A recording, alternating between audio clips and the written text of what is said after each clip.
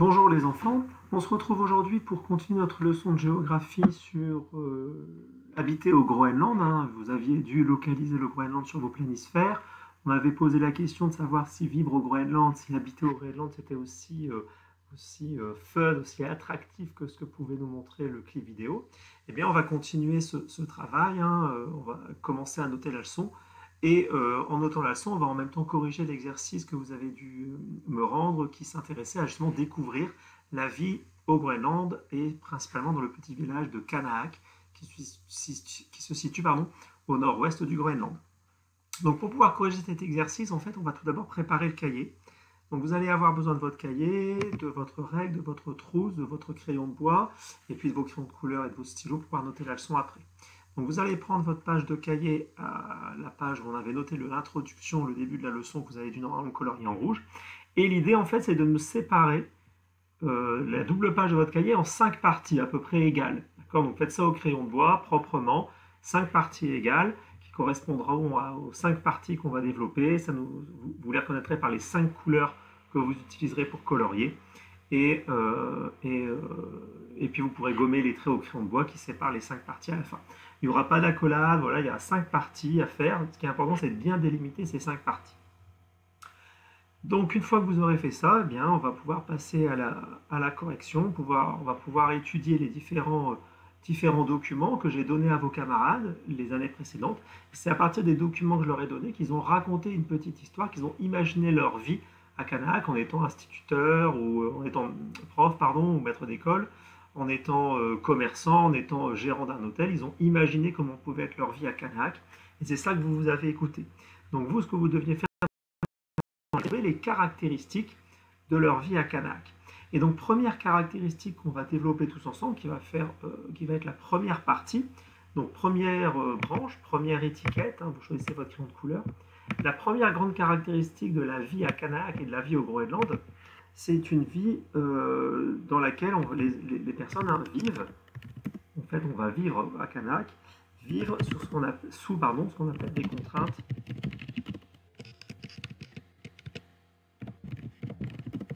naturelles. Donc vous allez pouvoir me souligner ici le mot de contrainte naturelle, et puis on va expliquer avec les différents exemples. Vous allez comprendre ce que signifie le terme de contrainte naturelle. Donc là, on fait la première des 5 parties. Et donc, pour vous aider à vous organiser, il y aura 1, 2, 3, 4, 5 branches. Et l'une de ces 5 branches, on la divisera en 1, 2, 3. Donc ça vous permet comme ça de vous organiser. Et on aura terminé la première des 5 parties que je veux développer. Alors, rassurez-vous, hein, les étiquettes au bout de ces branches ne sont pas forcément très longues. La plus longue, la plus grosse, ce sera celle-ci. Les autres sont vraiment globalement assez courtes.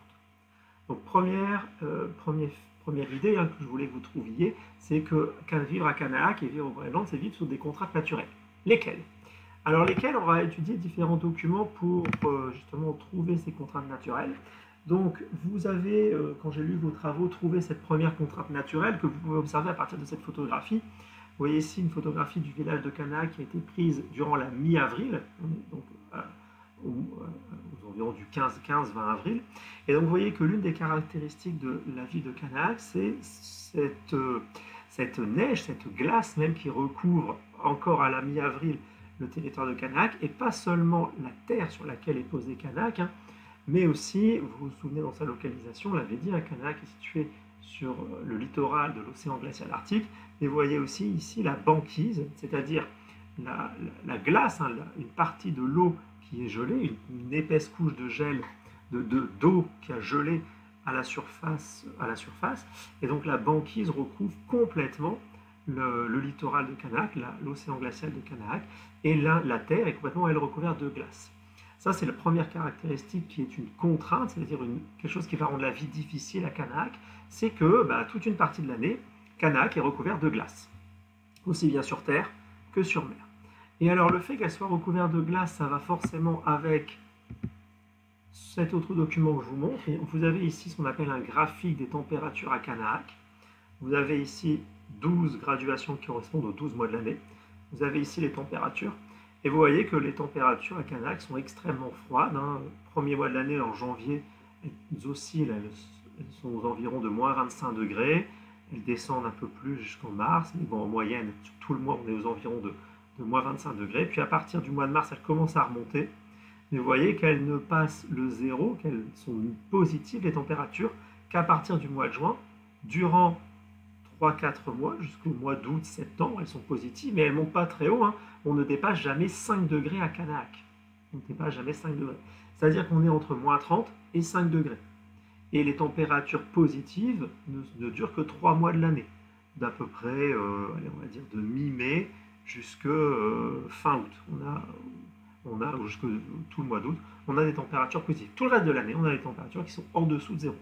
Donc en dessous de zéro, il gèle et donc c'est recouvert de glace. Donc vous voyez que la majeure partie de l'année, le village de Canahac est recouvert de glace, de gel, de givre, de gel plutôt, et de glace pour les périodes les plus froides de l'année. Eh bien, le fait qu'à Canahac, on ait la majeure partie de l'année sous des températures négatives et que la majeure partie de l'année, on soit sous des températures négatives et donc recouvert de glace, on est ici à Canahac dans un climat très particulier. Ça va être la première des contraintes qu'on va pouvoir noter. C'est que vivre à Canahac, c'est vivre sous des contraintes naturelles. Et la première contrainte naturelle qu'on peut noter, c'est qu'à Canahac, il y a ce qu'on appelle un climat polaire. Un climat polaire qui se caractérise par un froid glacial,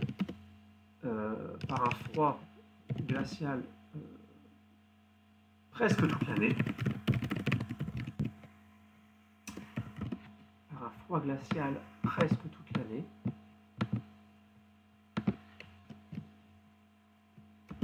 et par la terre et la mer recouvertes de glace. Donc on a ici un climat donc, polaire qui est la première caractéristique, la première contrainte à Canahac. Donc on souligne ici le mot et l'expression de climat polaire. Première caractéristique que je voulais que vous trouviez sur le fait de vivre à Canahac. Deuxième caractéristique, si on reprend les documents, deuxième caractéristique que j'aurais voulu que vous trouviez. Alors, beaucoup plus compliqué à trouver, hein, mais il faut bien vous dire que lorsque vous vivez dans ce type de climat, un climat polaire, en fait, c'est un climat qui, ça peut vous sembler bizarre, mais est aride. Alors, qu'est-ce que ça veut dire que c'est un climat qui est aride? Et ça veut dire que c'est un climat qui est sec. Aride, pas d'eau. C'est ce qui signifie qu'il est sec. Alors oui, vous allez me dire, il y a de l'eau, mais elle est sous forme de glace. Oui, mais il n'y a pas d'eau sous forme liquide. Et bien, comme il n'y a pas d'eau sous forme liquide, on parle quand même de climat aride. Et donc on peut le noter, ce sera la deuxième contrainte importante. On a ici un climat aride, car même s'il y a de l'eau, celle-ci n'est présente que sous la forme de glace. Et donc, ce n'est pas du tout une eau qui va permettre, l'eau sous forme de glace ne va forcément pas permettre d'avoir de la végétation qui pousse ou de l'agriculture, parce qu'elle n'est présente que sous la forme de glace. Bien entendu, le froid va aussi empêcher l'agriculture, mais on en reparlera plus tard. Troisième caractéristique de la vie à Canahac, alors beaucoup plus compliqué encore. Certains de vos camarades en ont parlé dans les enregistrements, je ne sais pas si vous les avez bien compris. Alors observez cette photographie de Canahac qui a été prise début du mois de décembre. Alors ce qui est très intéressant dans cette photographie, c'est ce qui se passe ici. Alors je ne sais pas si vous arrivez à deviner où est-ce qu'on est, mais on est dans une école. Donc, si je zoome, vous voyez qu'on a un tableau, on a des élèves qui sont assis. Donc en bas, pareil, des élèves qui sont assis dans une salle. En fait, on est à l'école. Et alors qu'est-ce qui est extrêmement surprenant, c'est quand vous savez ici que les élèves sont à l'école et que vous voyez ici le ciel. Alors non, les élèves ne vont pas, les élèves à Canahac, les enfants à Canahac ne vont pas à l'école la nuit. Bien sûr que non. En fait, ici, on est en plein milieu de la journée. Et alors là, très surprenant, en plein milieu de la journée, à Canahac, il fait nuit. Bien effectivement, Canahac, elle se situe, c'est un village qui se situe au nord du cercle polaire arctique. Et donc, c'est un village qui connaît un phénomène naturel très particulier qu'on appelle le phénomène de la nuit polaire. C'est-à-dire que toute une période de l'année, qui va de fin octobre à mi-février, il fait nuit 24 heures sur 24. C'est-à-dire que le soleil ne se lève jamais, du moins les rayons du soleil ne touchent jamais, ne vont jamais jusque Canahac. Alors, je nuance juste un petit peu ce que je dis, hein. Et il ne fait pas nuit noire de fin octobre à mi-février. C'est quelque chose de progressif. C'est comme chez nous, hein. Vous doutez bien que chez nous, il fait jour de plus en plus tard, plus on s'approche du 21 juin. Eh bien, à Canahac, à partir de fin octobre, eh bien, le soleil va disparaître, mais il ne va pas disparaître d'un coup, il ne va pas faire jour-nuit comme si on appuyait sur un interrupteur, hein. Ça va être progressif, c'est-à-dire qu'on ne va plus voir les rayons du soleil, mais il va toujours avoir une luminosité ambiante. C'est-à-dire que cette luminosité ambiante, ça peut donner quelque chose de comme ça, à un certain moment de l'année. Ici, on est aux environs plutôt de début octobre, de fin novembre. Vous voyez, vous avez une sorte de nuit bleutée, en fait, hein, avec encore un peu de rayons de soleil qui ne sont pas visibles, mais qui sont présents. Une nuit bleutée. Et plus vous allez vous approcher du solstice d'hiver, c'est-à-dire du jour le plus court de l'année, qui est le 21 décembre, plus vous allez passer à cette nuit noire. Et il y a toute une période de l'année comme ça où le soleil ne pointe plus ses rayons sur Canahac. Et ce phénomène s'appelle la nuit polaire. Alors c'est lié à l'inclinaison de la Terre, hein, je vous réexpliquerai quand on se retrouvera en classe. A l'inverse, si on a des périodes où le soleil ne va plus, où les rayons du soleil ne vont plus toucher Canahac, ne vont plus être visibles par les habitants de Canahac, on va avoir ici, à l'inverse, le jour polaire, c'est-à-dire une période de l'année où le soleil sera constamment présent. Cette photo de l'église protestante de Canahac a été prise aux alentours de minuit, en plein mois de juin. Donc vous voyez ici, en plein milieu du mois de juin, pardon, vous avez à l'inverse, à minuit, une luminosité optimale, c'est-à-dire qu'il fait extrêmement clair comme en plein jour. Et ce phénomène à l'inverse s'appelle le jour polaire.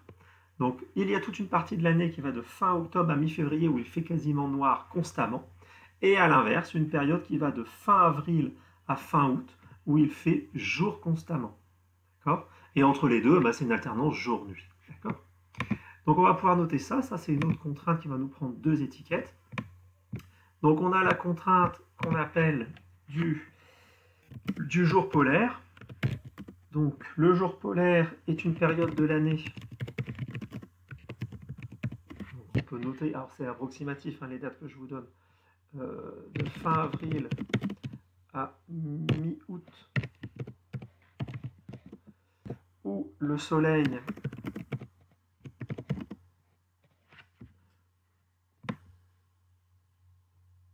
ne se couche pas. Il y a toujours la lumière du soleil est toujours présente. Et pareil, hein, plus vous allez vous rapprocher du 21 juin, qui est le solstice d'été, plus la luminosité va être forte et extrêmement présente. Plus vous allez vous éloigner du 21 juin, et plus ça va décliner petit à petit. Donc le jour polaire, j'ai oublié le mot polaire. Le jour polaire est une période de l'année. Vous me soulignez l'expression de jour polaire ici. Et à l'inverse, vous allez avoir quatrième étiquette, la nuit polaire. Donc la nuit polaire est une période de l'année. Donc c'est à peu près de fin octobre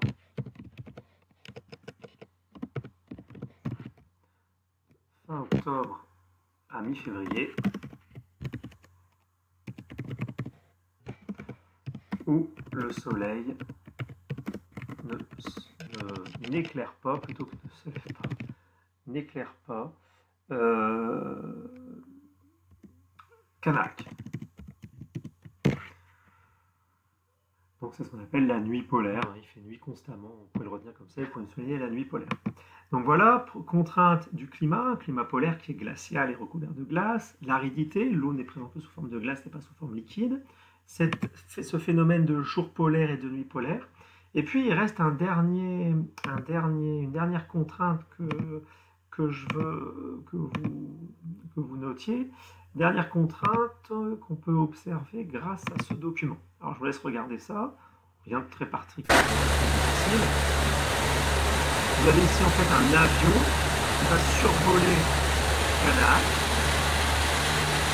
On est ici une période pour attendre, parce que vous voyez que le village est entièrement recouvert de glace.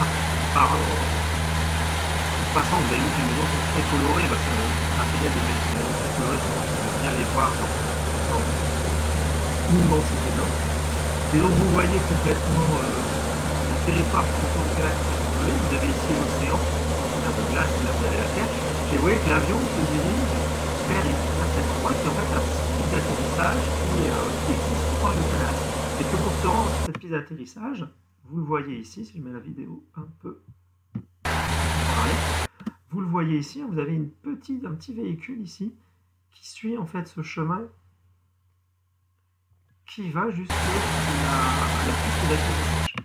Donc vraiment simple, l'avion commence à tomber sur le canal. Donc qu'est-ce que je veux vous montrer en utilisant cette vidéo? En fait, ce que je veux vous faire comprendre, c'est que aller vivre à Canahac, c'est en fait vivre dans un territoire qui est difficilement accessible. Ben oui, lorsque la glace recouvre entièrement l'eau, l'océan glacial arctique et la Terre, le seul moyen d'aller à Canahac, c'est d'y aller par avion. Et vous voyez qu'on n'est pas dans un grand avion, ce n'est pas un immense aéroport, c'est une toute petite piste d'atterrissage. Et donc Canahac, c'est un territoire qui est difficilement accessible, puisqu'il n'y a que l'avion pour y aller à certaines périodes de l'année, qu'on peut certes y aller en bateau, mais c'est extrêmement loin et extrêmement difficile d'y aller en bateau, puisque même lorsque la banquise a fondu, il reste des morceaux d'iceberg, donc c'est très dangereux d'y aller en bateau. Très peu de personnes se rendent à Canahac en bateau. Et y aller en voiture, ça n'existe pas, c'est impossible. On ne va pas à Canahac en voiture, il n'y a pas de route pour aller à Canahac en voiture. Ça n'existe pas. Donc en fait, le seul moyen de se rendre à Canahac, et celui qui est le plus utilisé, c'est l'avion. D'accord? Mais donc c'est très difficilement accessible. Pour pouvoir se rendre à Canahac en avion, il n'y a qu'un avion qui y va par semaine à Canahac. Donc lorsque vous arrivez à Canahac, il faut attendre une semaine pour pouvoir repartir. Sinon, il est impossible de repartir. De la même manière, le bateau est parfois utilisé pour aller à Canahac, mais alors donc, ce ne sont pas des bateaux de passagers, ce sont surtout des bateaux de marchandises qui vont apporter des marchandises à Canahac, mais il n'y en a que 2 dans l'année. Il n'y a que 2 bateaux qui apportent des marchandises à Canahac, ce qui renforce l'idée que c'est un territoire difficile d'accès. Et donc là, de la même manière, la ville la plus proche de Canahac, elle se situe très loin, elle se situe à 1h30, mais pas 1h30 de route, à 1h30 d'avion. Donc vous voyez que les distances sont très grandes. Donc en fait, Canahac, c'est un territoire qui est difficilement accessible. Et ça, c'est une contrainte. C'est difficilement accessible, et en géographie, on explique ça, le terme qu'on utilise, c'est le terme d'enclavement. C'est un territoire enclavé parce qu'on a du mal à y accéder. Et donc c'est ça qu'on va pouvoir noter sur notre dernière étiquette. Donc dernière chose qu'on va noter, l'enclavement. L'enclavement de Canahac, c'est-à-dire l'isolement d'un territoire qui est difficilement accessible et donc mal relié au territoire voisin, et donc mal relié au territoire voisin. Soulignez-moi bien ici le mot d'enclavement, c'est-à-dire l'isolement d'un territoire qui est difficilement accessible. Donc 3 exemples, 3 choses que je vous ai dites pour vous prouver que vraiment c'est un territoire enclavé. Il y a un avion par semaine pour se rendre à Canahac. La ville la plus proche est à 1h30 d'avion. La ville la plus proche est à 1h30 d'avion. Et enfin, dernière chose, il n'y a que 2 bateaux de ravitaillement par semaine.